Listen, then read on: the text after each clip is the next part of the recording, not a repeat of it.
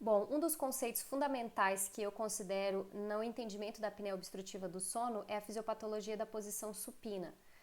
Uma porcentagem dos pacientes que têm apneia obstrutiva do sono tem predominância na posição supina e isso é facilmente identificado na própria polissonografia do paciente. Mas quando a gente acompanha o paciente em uso de terapia com pressão positiva, é fundamental esse entendimento porque muitas vezes a nossa conduta ela precisa ser modificada ou ajustada de acordo com os resultados que a gente encontra. Então aqui eu trouxe um exemplo de uma paciente minha que já está em acompanhamento há bastante tempo. Aqui é um relatório de 2019, ela usando um binível, compressões inspiratórias de 16 centímetros de água expiratória de 8, fazendo um IAH residual de 2,5, 2,1 eventos por hora, com tempo de uso de 11 horas e 23 minutos nas 24. Então, a paciente bem adaptada. A gente vê aqui num outro exemplo do relatório de dados também desse período de maio de 2019, o IAH baixinho, aqui seria mais ou menos a linha dos 5 eventos por hora, então praticamente o tempo todo abaixo de 5.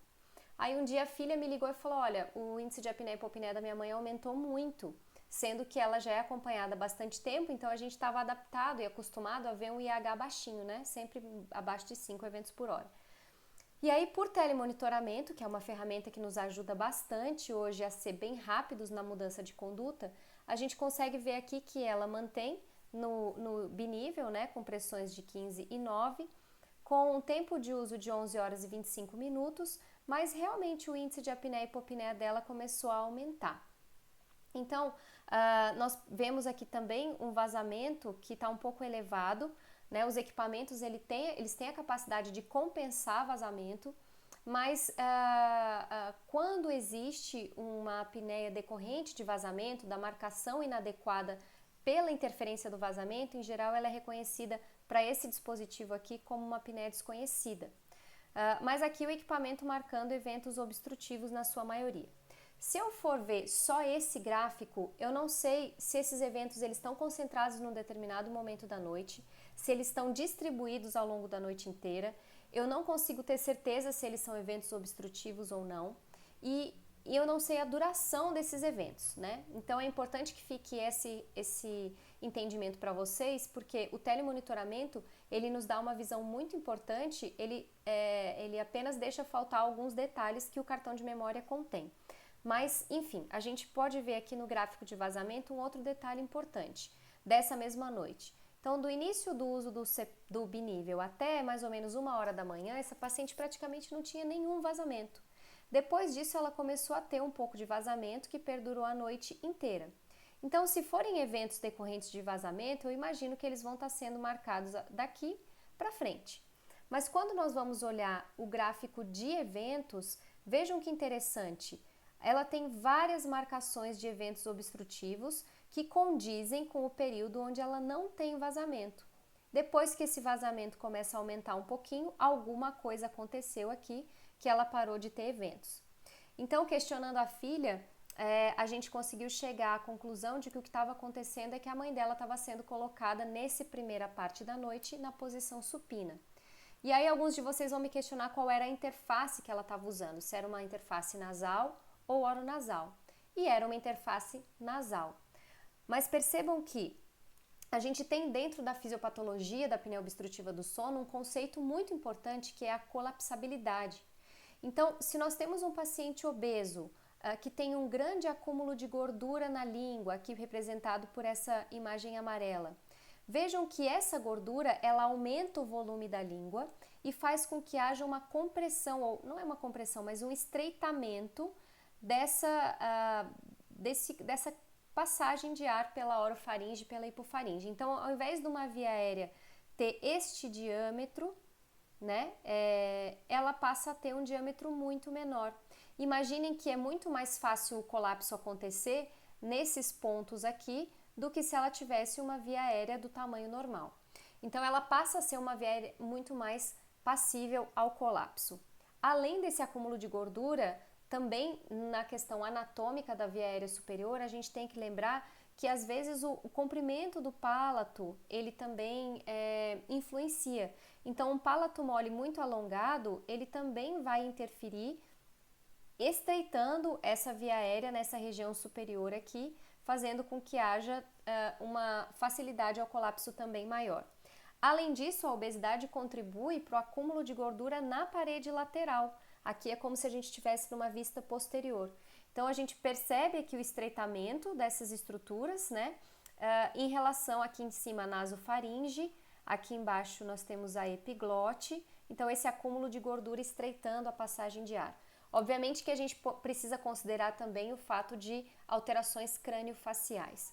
Mas aí eu quero complementar esse raciocínio com vocês falando da fisiopatologia da posição supina. Existe um conceito importante que chama resistor de Starling, né? Que é a pressão, ele representa a pressão crítica de fechamento da via aérea. Então é como se a gente tivesse um tubo rígido e no centro desse tubo rígido um segmento colapsável. Então imaginem que o tubo rígido seria o nariz e a traqueia e o segmento colapsável, essa região toda da orofaringe constituída basicamente por músculos. E aí, se a gente tiver uma pressão crítica de fechamento, o que é isso? É a pressão na qual a via aérea se fecha. Então, eu preciso abrir essa via aérea para que esse ar tenha fluidez do nariz para a traqueia. E muitas vezes a gente precisa de uma pressão positiva. Só que essa pressão positiva, ela precisa ser superior à pressão crítica de fechamento, senão ao fechamento. Então, imaginem que essa paciente ela estava muito bem adaptada a uma terapia com pressão positiva quando ela estava dormindo de lado. A partir do momento que ela virou de barriga para cima, era uma paciente idosa e obesa, ela teve o desabamento dessas estruturas da via aérea superior, a pressão crítica de fechamento da via aérea dela mudou.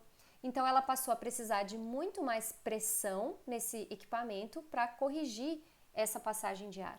Além disso, na fisiopatologia da posição supina, a gente tem que considerar também o efeito da gravidade. Esse foi um estudo feito só com 5 participantes, antes de um voo espacial, durante a aplicação da microgravidade e após o período de voo. E vejam que aqui nós temos representado o índice de apneia e hipopneia, aqui nós temos só o índice de apneia e aqui só o índice de hipopneia. Durante o período da microgravidade, houve uma redução no IAH de 55%, mostrando claramente que, além dessa pressão crítica de fechamento, a gente tem um efeito gravitacional aí atuando sobre essas forças que se tornam passíveis ao colapso. Nós também temos que falar um pouquinho sobre essa redução no diâmetro retropalatal, atrás do palato, que pode ser antero-posterior e látero-lateral. Percebam aqui nessa imagem um indivíduo acordado e um indivíduo dormindo. Então aqui o controle, percebam que nós temos um determinado diâmetro dessa via aérea que já diminui quando ele vai dormir, né? Simplesmente pelo deslocamento antero-posterior ou látero-lateral dessa região retropalatal. Mas quando esse indivíduo ele é um paciente, ele já tem a apneia do sono, acordado o diâmetro dele é menor. E percebam que na hora que ele dorme existe um ponto ali muito propenso ao colapso. Outro detalhe importante na fisiopatologia da posição supina é a redução do volume pulmonar e a tração traqueal. Então imaginem os senhores que nós temos um pulmão que quando nós estamos em pé, ele está sustentado pelo diafragma, pelas pleuras e pelo mediastino. É como se a gente tivesse uma mola esticada.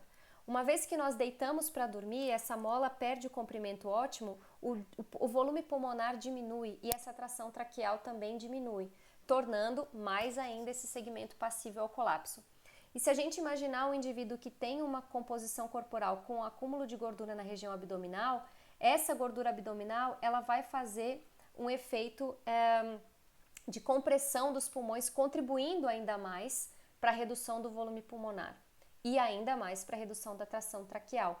Esses fatores todos constituem aí detalhes importantes na fisiopatologia da posição supina.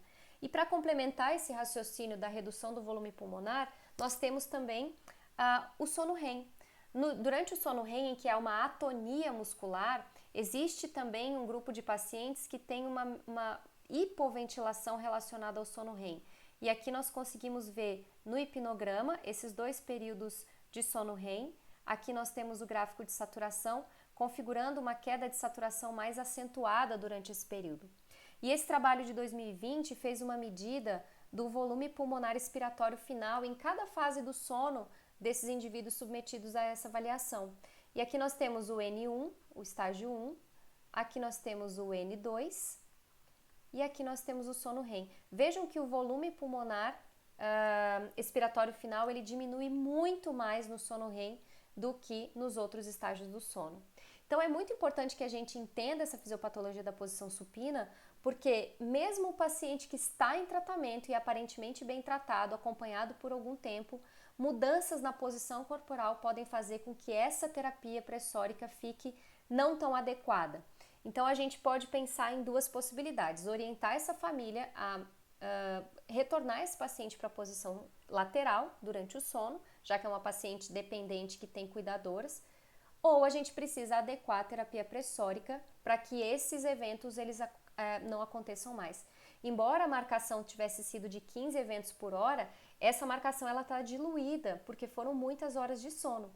Mas se a gente for medir aqueles eventos naquele período específico, o índice de apneia e hipopneia é muito mais alto, o efeito deletério dessas apneias, a hipóxia e reoxigenação, os despertares provenientes dela, o aumento no esforço respiratório e na variação de pressão intratorácica poderiam provocar vários efeitos negativos nessa paciente. Então fica aqui um dos conceitos fundamentais da apneia obstrutiva do sono, que é o entendimento da fisiopatologia da posição supina.